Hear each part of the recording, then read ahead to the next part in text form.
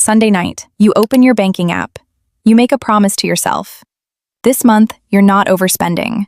You write it down, maybe in your notes app. Groceries, rent, a little for fun. You actually mean it this time. By Thursday, you've already gone over on a little for fun. You don't even remember exactly on what. A coffee here, a late night order there. Nothing felt like a decision. It just happened. By the following Sunday, you're opening the app again, quietly disappointed in yourself, telling yourself the same thing you told yourself last week. I just need to be more disciplined. You don't. Here's what's actually happening, and it's going to make a lot of things make sense.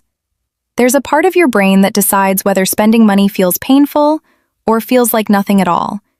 And it makes that decision before the disciplined, budget-following version of you even gets a vote. That's not weak willpower.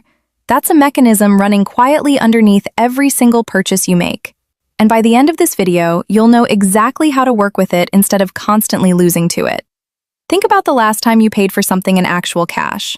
A flea market, a food truck, splitting a bill with friends. There's a tiny flinch when you hand it over. A small, real moment of, okay, that's gone now. Now think about the last time you tapped a card for something double the price. Did you feel anything close to that? Probably not. Same brain, wildly different reaction. And here's a second one. Think about the last time money showed up that you weren't expecting. A refund, a gift, cash from your grandma. Did you treat it the same way you treat money from your actual paycheck? Be honest. You probably didn't, and neither would almost anyone else.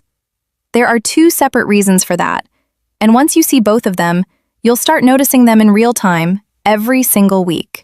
Back in the late 1970s, a researcher named Elizabeth Hirschman started noticing something odd while watching shoppers in department stores. People paying with credit cards weren't just buying more, they were buying more expensive things and barely seemed to notice. Researchers eventually discovered something surprising. Your brain literally reacts differently depending on how you pay.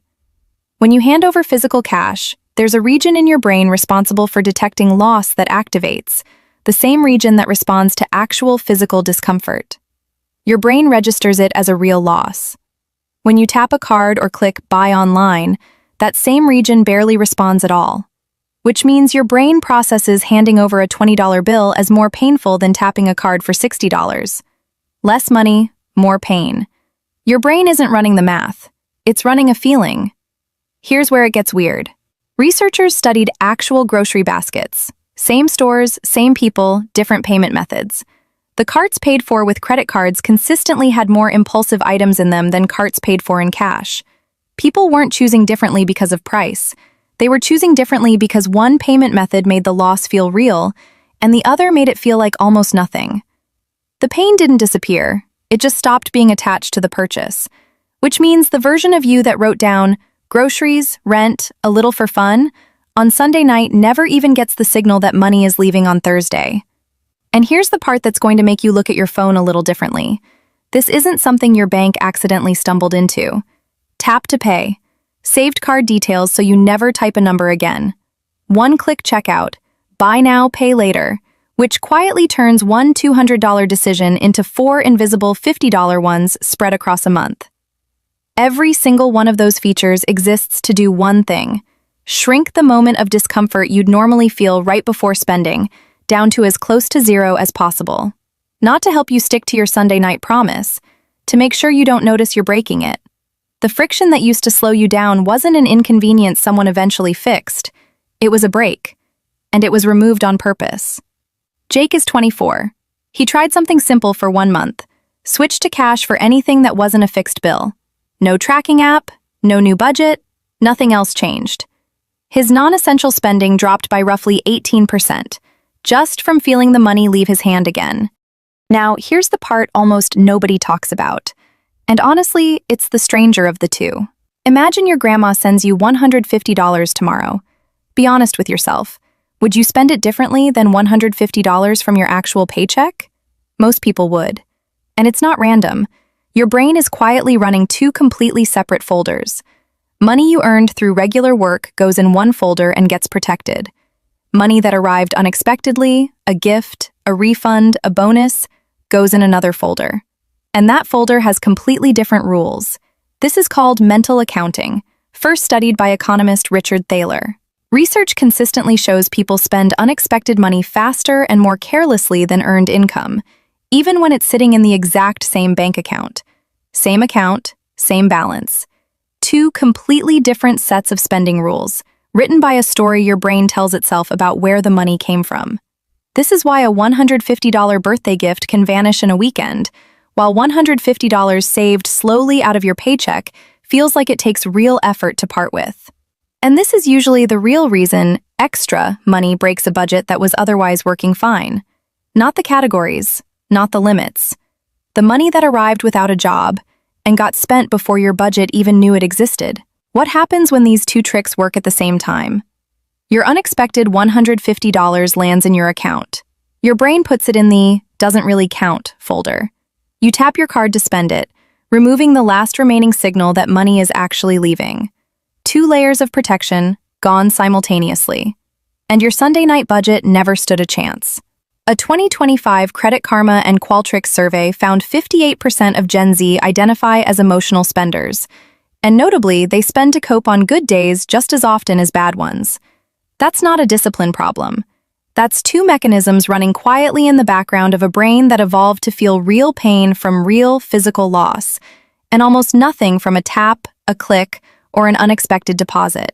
Your budget wasn't beaten by a lack of willpower. It was outmatched by mechanics it was never built to fight. Here's what actually works, based on the same research. Move 1.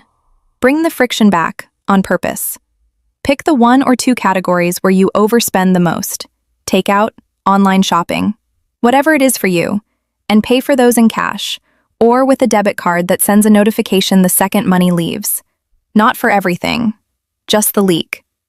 Move 2. Every dollar gets a job the moment it arrives.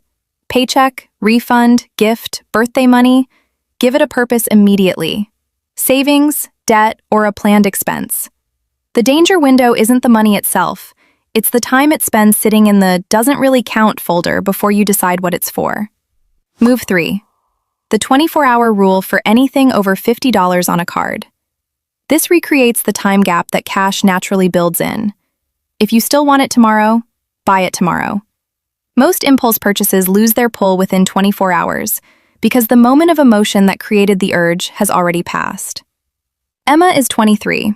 She started applying the 24-hour rule on card purchases last month. She estimates her impulse spending dropped by close to a third, not through restriction, but by giving her brain back the pause it used to get automatically. Your brain isn't broken. It's doing exactly what it evolved to do, built for a world of physical coins changing hands, not invisible numbers behind a screen. The systems around you were built, deliberately, to take advantage of that gap. You didn't fail your Sunday night promise because you lack discipline. Your budget just never accounted for the brain that was actually the one spending the money. The next time you tap your card, nothing about that moment will feel different. But you'll know something you didn't before. Your brain is about to tell you that spending this money doesn't really hurt. That feeling isn't reality. It's just how the system was designed. And once you can see it, it becomes a lot harder to fool. Next video, we are making a list. Not a tips list, not a "here's how to save money" list. A list of things your bank, your landlord, your employer, and your government are legally allowed to do to your money, right now, today, that most people assume must be some kind of mistake when they find out. They're not mistakes. Every single one of them is completely, entirely, 100% legal, and almost nobody knows they exist. That one is next. Quick note before you go. Everything in this video is for educational purposes only and is not financial advice. All statistics and research come from verified public sources including Mazar et al., Rotman School of Management, Hirschman 1979, Cashless Effect Research, Thaler's Mental Accounting Theory, the 2025 Frontiers in Psychology House Money Effect Research, and the 2025 Credit Karma/Qualtrics Emotional Spending Survey.